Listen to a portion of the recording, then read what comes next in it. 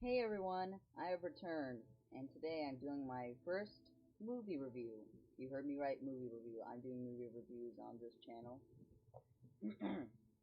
Today, I am reviewing Cars 3, or as I like to call it, the real Cars 2.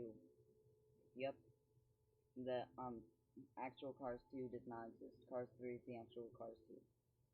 Okay, let's get started. So, the story is that McQueen is getting older, and being replaced by the next generation of racers, Not- no- notably Jackson Storm, who is his biggest rival during this time.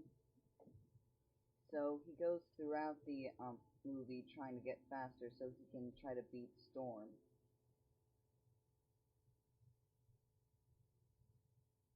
Yeah. So he goes to the Rusty's um, training center and meets Cruz Ramirez, who is probably the best new character in this movie. She wasn't my favorite, but she was the best. So Cruz Ramirez is trying to teach McQueen how to um, get out of his older body and try and get faster to beat Storm. Oh, and I haven't mentioned this yet, but the guys who owned Rusty and Dusty, they sold the Rusty's brand off to this new character named Sterling, who everyone was thinking was going to be the bad guy. So, and earlier, during the last race of the season of I think 2016, he has a almost career-breaking crash, which is probably the most iconic scene of this movie. So, and then blah blah blah. He goes to train center, trains with Cruz Ramirez. So he desperately wants to go on the simulator after 4 months of being in Radiator Springs after the season ended. So Ramirez is trying to train him how to go faster, but McQueen desperately wants to go on the simulator, which is a simulator, obviously, to that symbolizes being on a race and a bunch of stuff. So eventually he does get onto the simulator, and he fails it miserably. So miserably, it was really funny. And so he decides to train in a more natural way on a beach, which is probably one of the best scenes in the movie, where he trains on the beach with Cruz Ramirez and teaches her to um, drive on actual ground and not artificial, like on a simulator. And so he tries again and again, but finally at the end of the day he gets her to do it. And so after that he discovers he's not getting faster, so he decides to go to Thunder Hollow, which he unknowingly um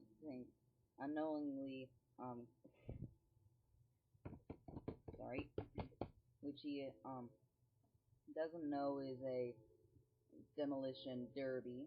So he goes in there, covers himself with mud because he doesn't want people to recognize him that he's Lightning McQueen. So he goes in there and Cruz Ramirez actually wins, but in the process, wipes the sprays the mud off of Lightning McQueen, which makes him look like Lightning McQueen because he was going under a fake identity because he didn't want the press to know that he was racing there. And so he yells at Cruz Ramirez and kind of breaks the trophy that she earned at the Derby. And then she talks to him about how she didn't get up every morning to be a trainer. She wanted to be a racer, which he yelled at her about that. He didn't know she wanted to be a racer, so he yelled at her about how she wasn't one. And so she talks to him about that, and the next day he decides to pick her up and go to Doc Hudson's trainer, Smokey, and he's probably my favorite new character.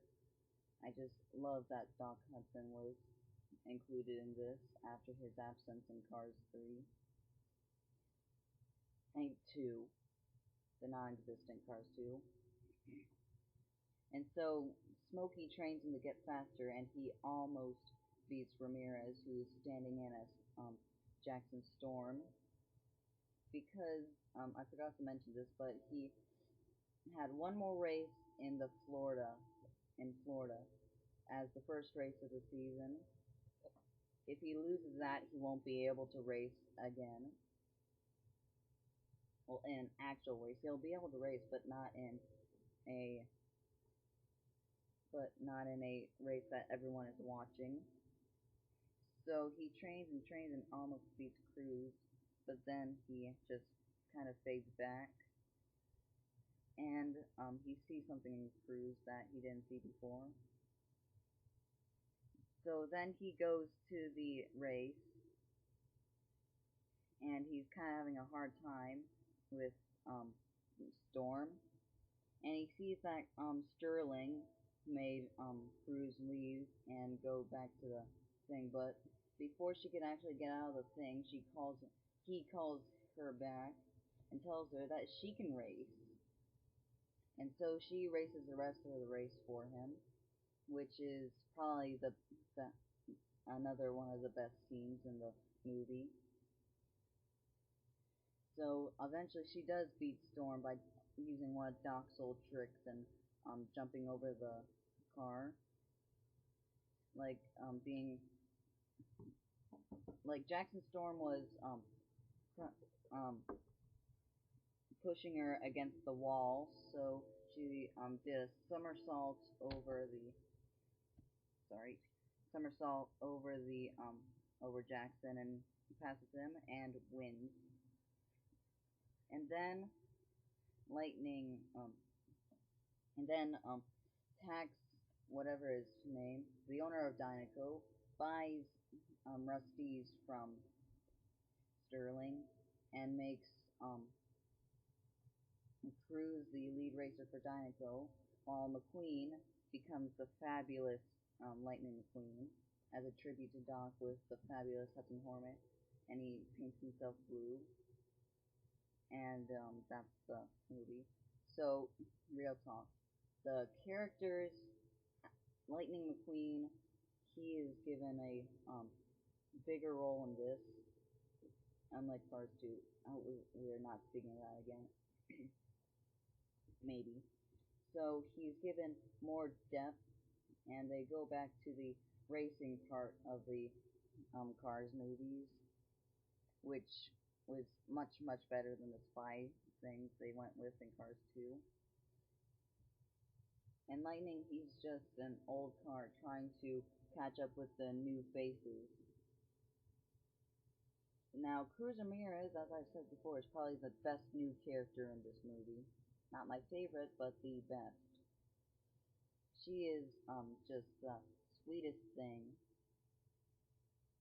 Then there's Mater, who they do not use that much, thank God. And then there's a reimagined Doc Hudson, which I really, really liked. They actually got Paul Newman. He actually died before Cars 2, so they couldn't use him in that. But then John Lasseter said that he found some unused voice clips from the first Cars, which were about Paul Newman talking about racing. So he decided to use that in this, and the flashbacks with those scenes is just the best thing about this movie. It just almost made me cry because Doc was so happy. Now, that was a Jackson Storm. He's not a very good character. He's not very well developed, but he serves his purpose. He's kind of a jerk, obviously, but he, as I said before, isn't well developed. He doesn't have that much screen time, and is just there for a competition for McQueen and Cruz to beat. Now, final thoughts on this. it was a heck of a lot better than the non-existent Cars 2, and I also think it was better than the original. I just thought it was really really good, and I would give it an 8 out of 10. So update about last week. I said that or 2 weeks ago, I'm going to review a different Lego set than the one I teased those couple of weeks ago, and it's going to be, hold on,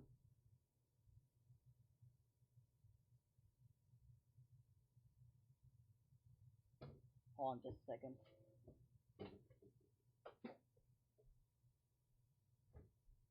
It's going to be this one. Yes, that is Mantis. So I'm going to review this Lego set next week. Maybe. It might change, but I might do that. And also next week I might do a Lego Let's Build because I might be getting a new one next week. So that is it for today. Don't forget to like, comment, share on Facebook, Twitter, or Instagram, and subscribe to Metal Luigi the Hedgehog for more movie reviews like this one. And I will see you next week. See ya!